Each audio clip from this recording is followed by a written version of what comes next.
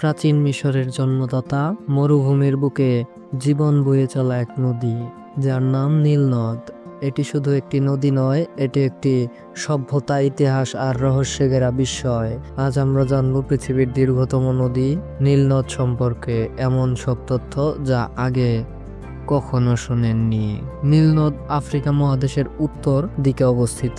এটি দীর্ঘ প্রায় ৬,৬৫০ কিলোমিটার, মানে ঢাকা থেকে টোকিও এর সমান দূরত্ব। এটি ১১টি দেশ পেরিয়ে প্রবাহিত হয়, যেমন উগান্ডা, কেনিয়া, ইথিওপিয়া, সুদান, মিশর। নীল নদ দুটি প্রধান শাখা থেকে তৈরি। এক, হোয়াইট নাইল, এটি শুরু হয় উগান্ডা থেকে, এবং দ্বিতীয়টি ব্লু নাইল, এটি শুরু হয় ইথিওপিয়ার লেক টানা থেকে।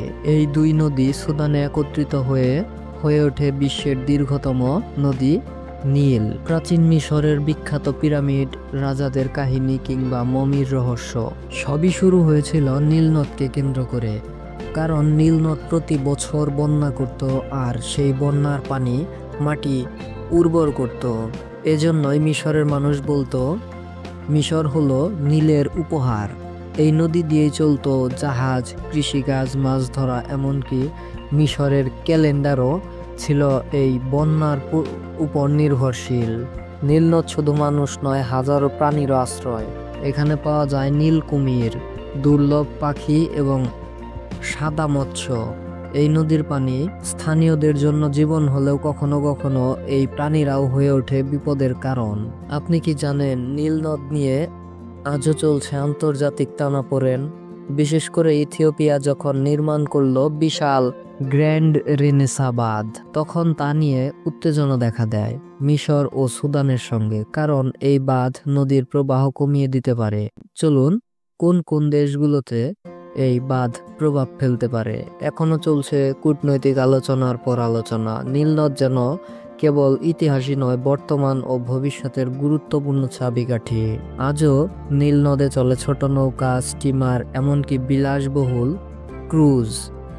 মিশরে নীল নদ দিয়ে দেখতে পাওয়া যায় লাক্সার ও কার্নাকের প্রাচীন মন্দির, কম ওম্বো ফিলয়ের মন্দির, আর যারা সাহসী তারা যায় ফেলুকা নামক ছোট ছোট বোটে যাত্রায়।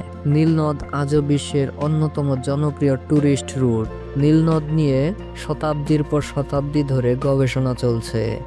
গবেষকরা বলেন এই নদীর বয়স প্রায় ৩০ মিলিয়ন বছর। নাসার স্যাটেলাইট ছবিতে দেখা গেছে নীল নদ কখনো বদলায়নি।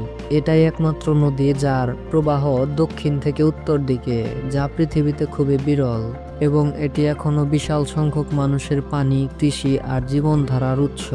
নীল নদ হলো ইতিহাসের সাক্ষী, জীবনের স্রোত আর সভ্যতার বাহক। যদি নীল নদ না থাকতো, মিশর হতো না।